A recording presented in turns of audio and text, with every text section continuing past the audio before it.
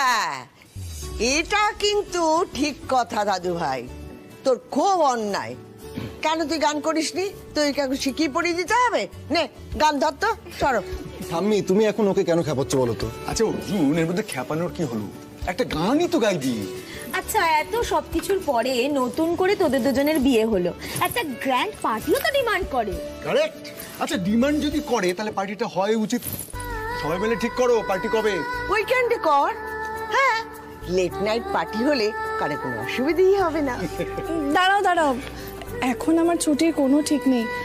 সবে জয়েন করেছি তো, এখন ছুটির অ্যাপ্লিকেশন করা প্রবলেম হয়ে যাবে। আরে বাবা, দরকার নেই তো তোর ছুটির।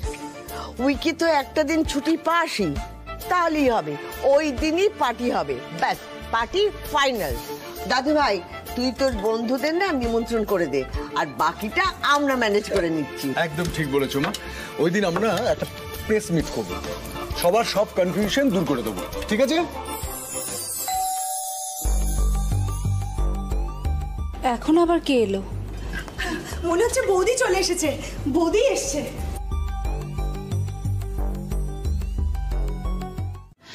আপনি বললে মা নিশ্চয়ই বাড়ি ফিরে যাবেন। একবার চান প্লিজ। অর্জুন প্লিজ।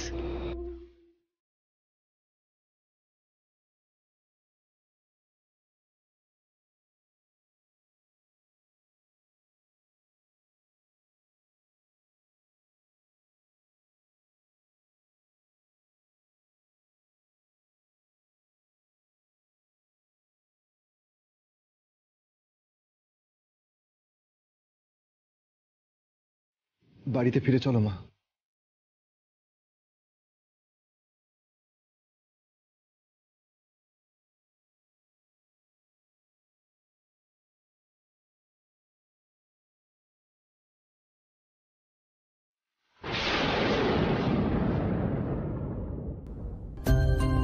মা, মা শুনলে তো তুমি? ভাইয়া কি বললো? ও তোমাকে বাড়ি নিয়ে যেতে চাইছে। মা এবার তো চলো প্লিজ। মা অঞ্জলি, অঞ্জলি, অন্যায়টা তুমিই করেছো। অর্জুনের তো রাগ হওয়া স্বাভাবিক। ওর উপর অভিমান করা তোমার সাজে না অঞ্জলি। বাবা থাক না, যা হওয়ার হয়ে গেছে। অর্জুন যখন বলেছেন মা নিশ্চয়ই বাড়ি ফিরে যাবেন।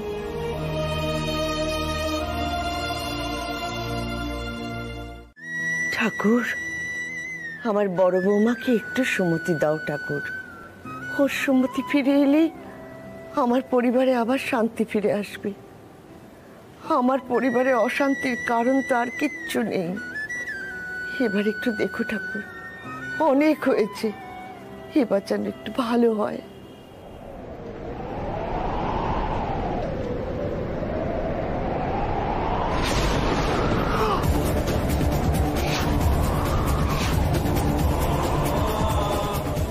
কি হলো? প্রদীপটা হতে নিভে গেল কেন? না না, হতে পারে না।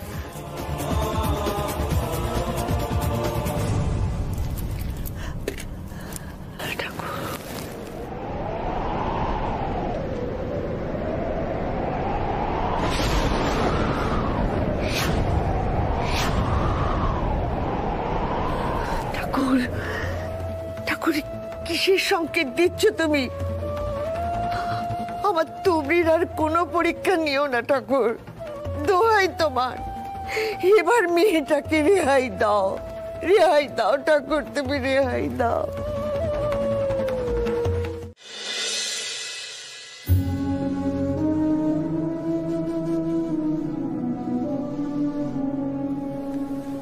আমার কি হলো ঠাকুর? কি হলো আমার? কি করলে? ছেলের ভালো করতে গিয়েছে, ছেলেটাই আমার কাছ থেকে দূরে চলে গেল।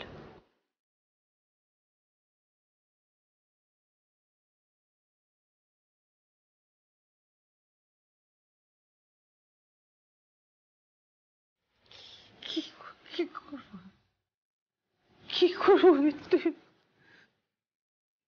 তুই আমায় বলে দাও আমি কি করবো, আমায় বলে ঠাকুর।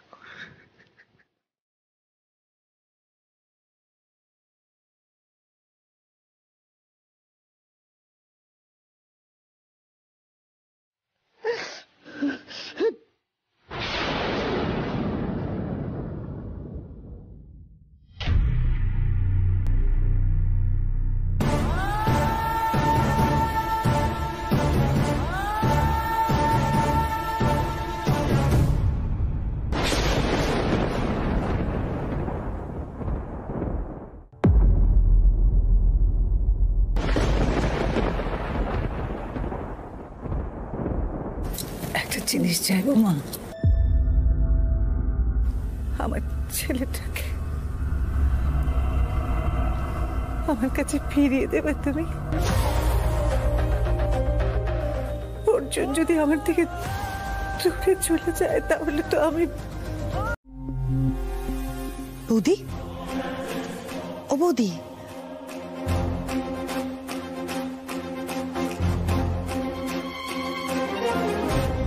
বৌদি একটা কথা জিজ্ঞেস করব? বলছিলাম এই তোমার ব্রিজ থেকে পড়ে যাওয়াটা তোমার একটা চাল না?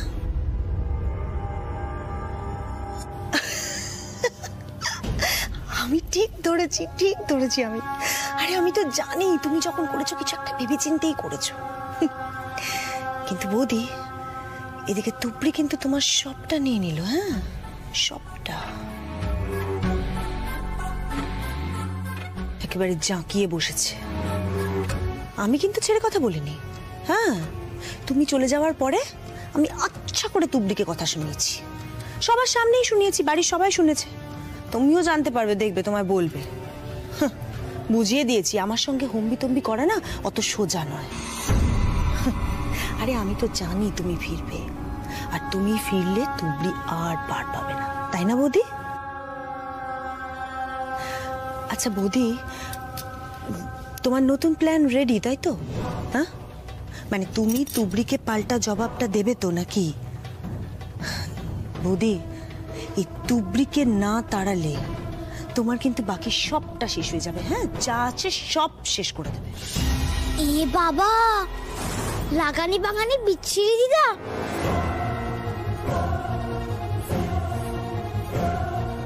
দুষ্টু দিম্মা ভালো হচ্ছে আর তুমি আবার খারাপ করে দিচ্ছ। এভাবে তো দুষ্টু দিম্মা আবার বাজে হয়ে যাবে আর আমাকে আমার মায়ের থেকে দূরে করে দেবে। তুমি তো খুব খারাপ। আমার বাবা তোমাকে পানিশমেন্ট দেবে আর মামি তোমাকে জেলের মধ্যে ঢুকিয়ে দেবে। এই চল চল এখান থেকে, চল। আমি যাব না।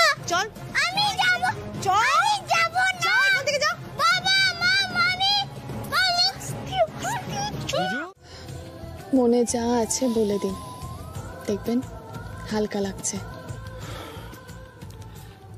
যখন তোমার আমার ভুল বোঝাবুঝি চলছিল তখন আমি যতবার তোমার কাছে যাওয়ার চেষ্টা করেছি ততবারই মায়ের বানানো মিথ্যে গল্পগুলো আমার চোখের সামনে ভেসে উঠত, আর আমি ততবার তোমার উপর রেগে গেছি।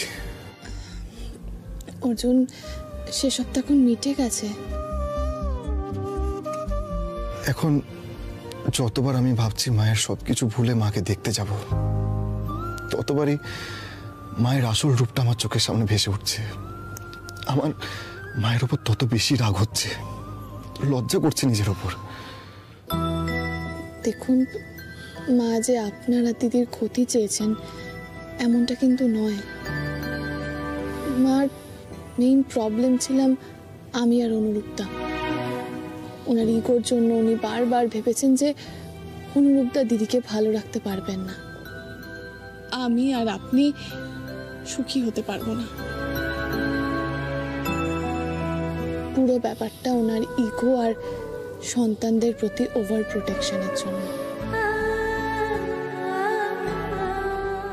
এই ভাবনাগুলোর জন্যই আমি আর অনুরূপদা ওনার চোখে খারাপ হয়ে গেছিলাম। যাই হোক, এসব নিয়ে তো এখন ভেবে কোনো লাভ নেই, বলুন। দেখবেন সময়ের সাথে সাথে সব ঠিক হয়ে যাবে। আর আপনিও ধীরে ধীরে স্বাভাবিক হওয়ার চেষ্টা করুন। যাই হোক, মা তো উনি। আমার সময় লাগবে তুবড়ি, এত তাড়াতাড়ি আমি সবকিছু ভুলতে পারবো না। বেশ, আপনি সময় নিন, এখন ঘুমিয়ে পড়ুন। আমি আপনার মাথায় হাত বুলিয়ে দিচ্ছি।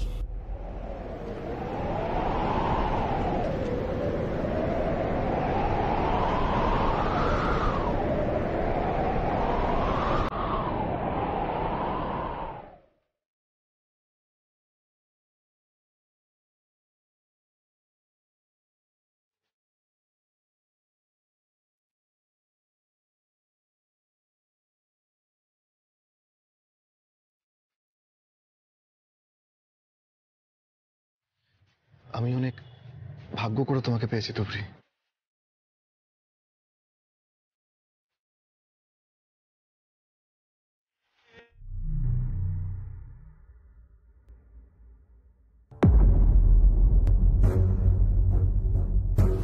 স্যার, আপনি ভালো আছেন?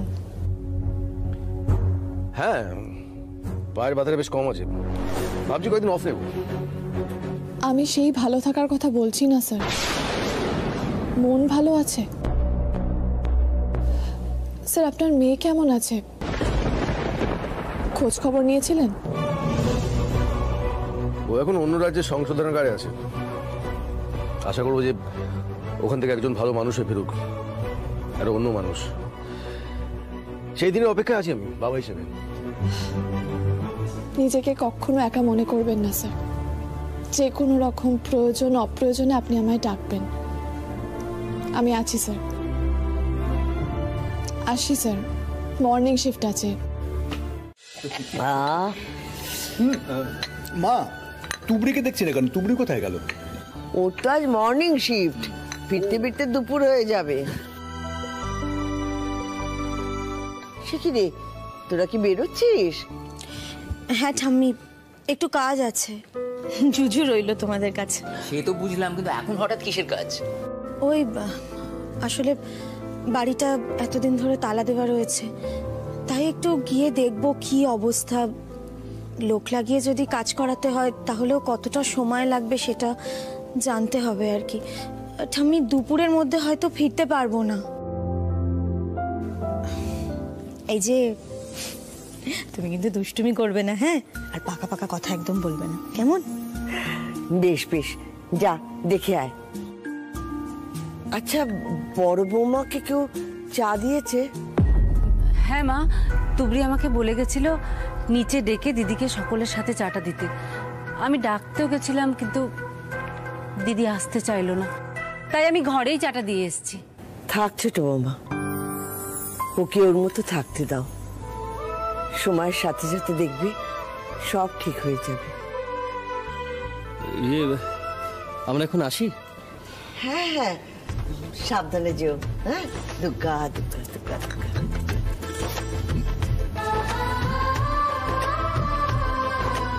আচ্ছা মামি, তোমার সব থেকে পছন্দের খাবার কি বলো তো? আমার সব থেকে পছন্দের খাবার হলো পিউলির চাল। ঠিক ধরেছি, হিসেব মিলে গেছে। কি হিসেব মিলে গেছে?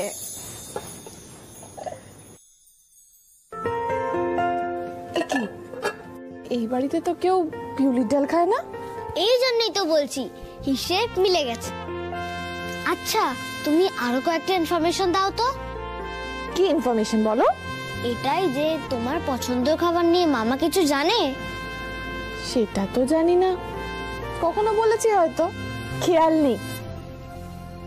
জানে জানে, মামার অর্ডারেই তো হয়েছে এটা। মানে? এতে তুমি ফোড়ন দেবে না? কোন রান্নায় কি ফোড়ন দিতে হয় তুমি জানো? হ্যাঁ, আর শুধু রান্নায় না, অনেক লোকেরা কথায় কথায় ফোড়ন কাটে। পাকা বুড়ি আমার রে। কাকিমা। হ্যাঁ অর্জুন। কাকিমা, বলছি একটু এটা বানিয়ে দেবে? বিউলির ডাল? এটা কোথা থেকে নিয়ে এলি? কোত্থেকে আবার আনবো, দোকান থেকে কিনে আনলাম। একটু বানিয়ে দাও না প্লিজ। কিন্তু অর্জুন, এই বাড়িতে তো কেউ বিউলির ডাল খায় না। কেউ খায় না, কেউ খায় না, ঠিক আছে তো আমি খাবো। একটু রান্না করে দাও না কাকিমা, প্লিজ না। আমি না এটা রান্না করতে জানি না রে। যদি তোমাকে কেউ দেখিয়ে দেয় বা দেখিয়ে দেওয়া হয় তাহলে পারবে তো? হ্যাঁ তাহলে পারবো, কিন্তু কে দেখাবে? কে দেখাবে? আমি তোমাকে ইন্টারনেটে ভিডিও দেখিয়ে দিচ্ছি, সেটা দেখে দেখে বানাও। হ্যাঁ ঠিক আছে। মামা। হ্যাঁ বলো বাবু। আমার মনে হচ্ছে ডাল মে কুছ কালা है।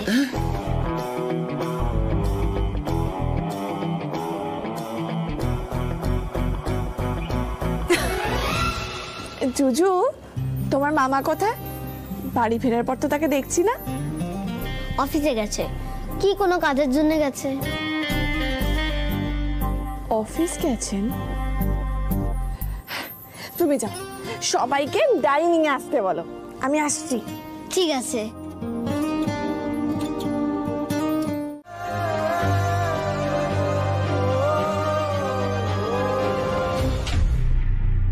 হ্যালো হ্যালো ডাক্তারবাবু, ইমার্জেন্সি, মার অবস্থা একদম ভালো না, আপনি শিগগিরই আসুন। মা চোখ খোলো না, মা চোখ খোলো মা।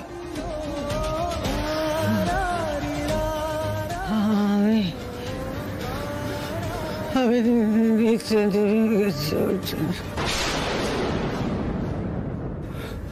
আমার সঙ্গে তুমি কথা বলে না, আমার সঙ্গে এক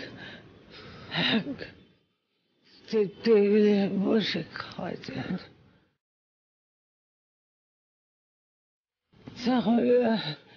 তাহলে বেঁচে কি করবো? কি করবো আমি? মা তুমি এরকম বলো না মা, এরকম বলো না মা।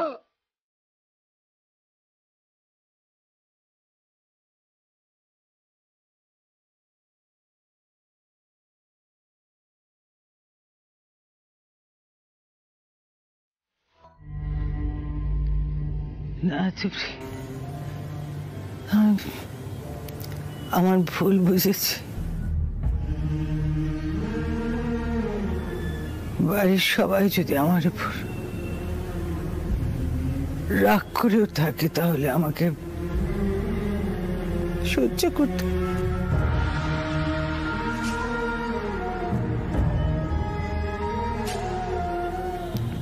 আমি যা করেছি তা ক্ষমার অযোগ্য।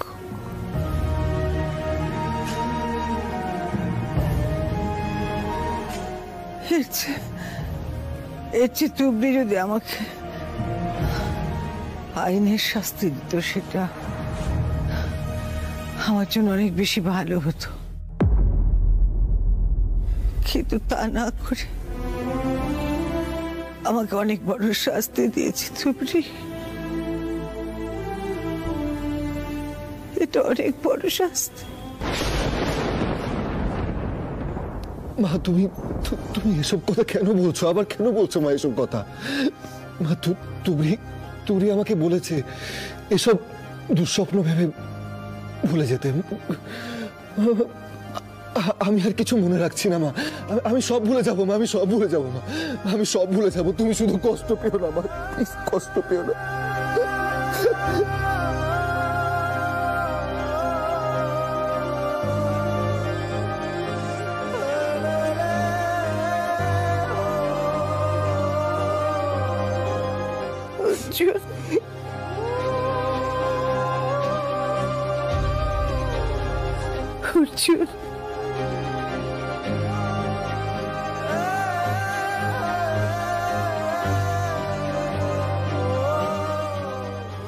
যাক বাবা, মা ছেলেতে মিল হয়ে গেছে, আর সব হয়েছে আমার নাত বউয়ের জন্য।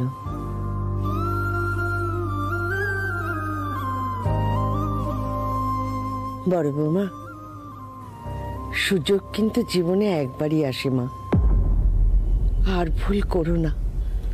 না মা, এমন ভুল আমি আর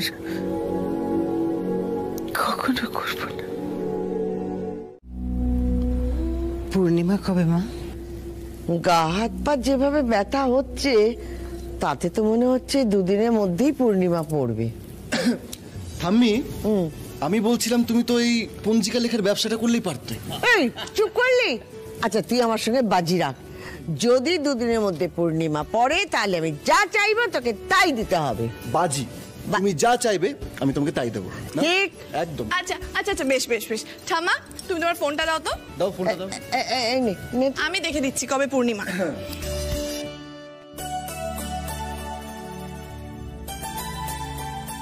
এই তো কাল সকাল থেকে পূর্ণিমা লাগছে। জিতে গেছি। হ্যাঁ, এবারে আমি না না না দাঁড়া, বড় বৌমাকে জিজ্ঞেস করি বড় বৌমা কি বলবে, আগে শুনে নি তারপর চাইবো। বড় বৌমা বলো তুমি কি বলছি। আমি বাড়িতে একটা পুজো দিতে চাই মা, সত্যনারায়ণ পুজো। হুমা, এই তো খুব ভালো কথা।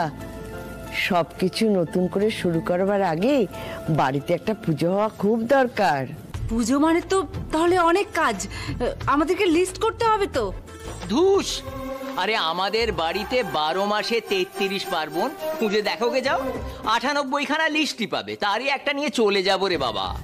ওই তো 4টে জায়গায় যেতে হয়, দশকর্মা, মিষ্টির দোকান, ফুলের দোকান, ফলের দোকান, ব্যাস হয়ে গেল। অনুরূপের সঙ্গে ঠিক ম্যানেজ করে নেবো। কি অনুরূপ? ব্যাস, তাহলে তো হয়ে গেল। আর বাকি পুজোর কাজগুলো আমরা বাড়ির মেয়ে বউরা মিলে করে নেব। বাবা চমৎকার। বাকি কাজকর্মগুলো যখন মেয়ে বউদের মধ্যে ভাগাভাগি হয়ে গেল তখন আমি আবার যাই কেন? আমিও কষ্ট করে ঠাকুরমশাইকে ফোনে খবরটা দিয়েই দেবো।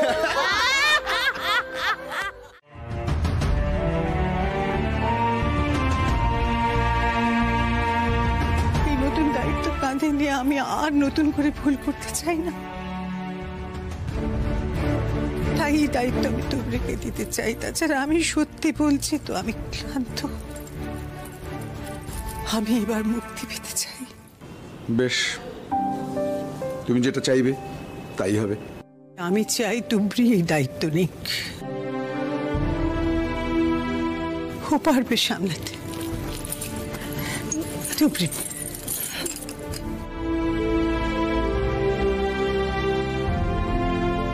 তোমরা আমাকে ক্ষমা করো।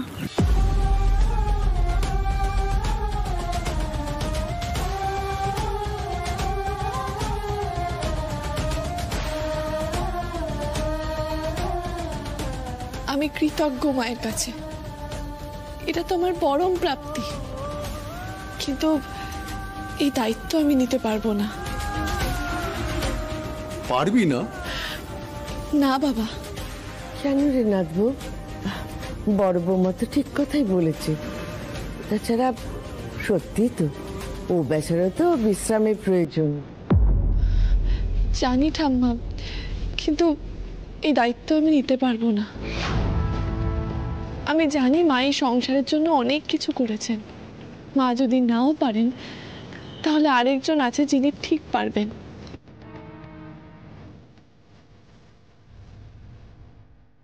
আর এই দায়িত্ব তারই নেওয়া উচিত।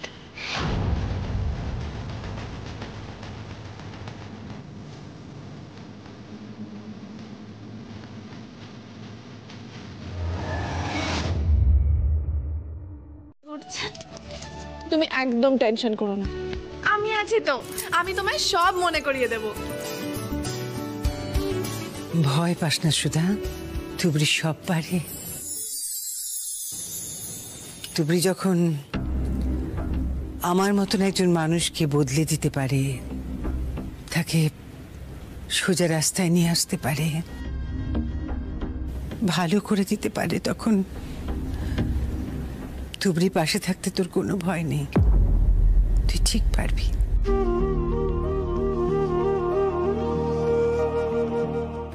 চিন্তা করিস না, বললাম না তুই পারবি। আরে বাহ, এটা একটা দারুণ ফ্যামিলি সিন, সবাই প্রেজেন্ট। আরে আবার পাকা পাকা কথা। এই শোনো, আজকে থেকে তোমার সিরিয়াল আর সিনেমা দেখা সব বন্ধ। কালকে থেকে তুমি আমার সাথে বক্সিং প্র্যাকটিস করবে, বুঝেছো? সেটা আমি জানি। কি করে? আরে বাপ রে, বেশ করেছিস।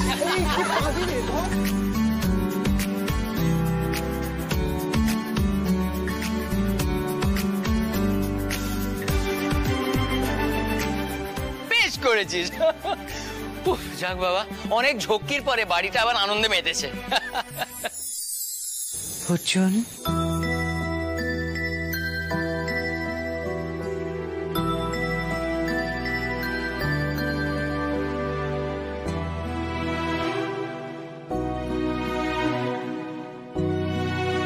তুমি খুশি তো বাবা?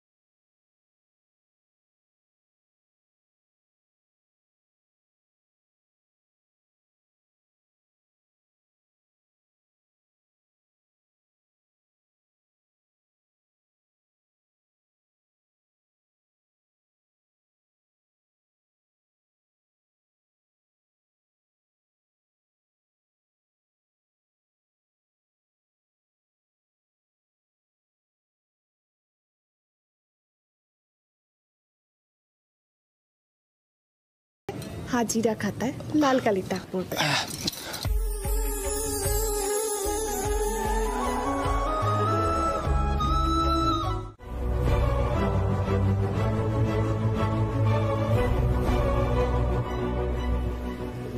আমি পুলিশের কাছে সমস্ত লিখিত জমা দিয়েছি। তুবড়ির সাসপেনশন উঠে গেছে আর তোমার লাইসেন্স ফিরে পাওয়ারও ব্যবস্থা করে দিয়েছি। অনুরূপ তুমি গিয়ে এবার তোমার লাইসেন্স ফিরিয়ে নিতে পারো।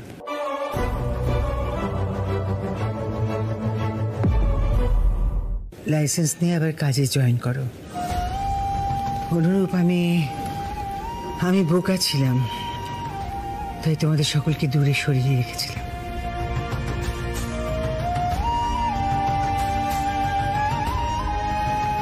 এবার ভালোই হলো, আমার বাড়িতে পুলিশ উকিল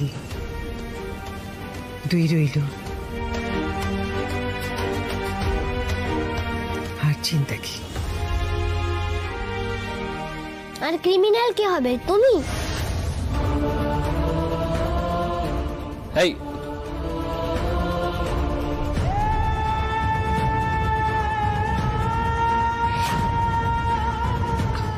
কি জুজু, এই কেমন কথা? এরকম কথা বলতে নেই। জুজু, অমন কথা একদম বলবে না, তাহলে কিন্তু আমরা কেউ তোমায় ভালোবাসবো না। আমি কি করব? আমি তো জানি না কখন কি বলতে হয়। আমার কাছে মা ছিল না বলে আমাকে সব কেউ শেখায়নি। এই তুই, আরে বাপরে, এ তো একদম পাকা বুড়ি রে। সবার সামনে আমার নিন্দে করে ছাড়বি না। দাঁড়া, ওকে ধরো ধরো ধরো ধরো, ওকে ধরো শিখি। আরে ধরো। ধরেছি। জুজু, এই বাড়িতে কেউ ক্রিমিনাল না, আর হবেও না। এই শব্দটা তোমার মুখে যেন কখনো না শুনি, কেমন? যাও গিয়ে এবার বাকি ব্রেকফাস্টটা ফিনিশ করে নাও তো। বসো দিদি ভাই। মা, আপনি জুজুর কথায় রাগ করবেন না, ও ছেলে মানুষ তো, না বুঝে বলে ফেলেছে।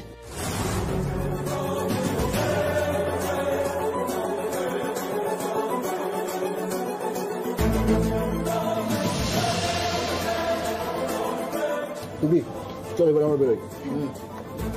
আমি আসছি, দেরি হচ্ছে নাহলে কিন্তু। আসছি বাবা, আসছি আসছি সবাই আসতে যা।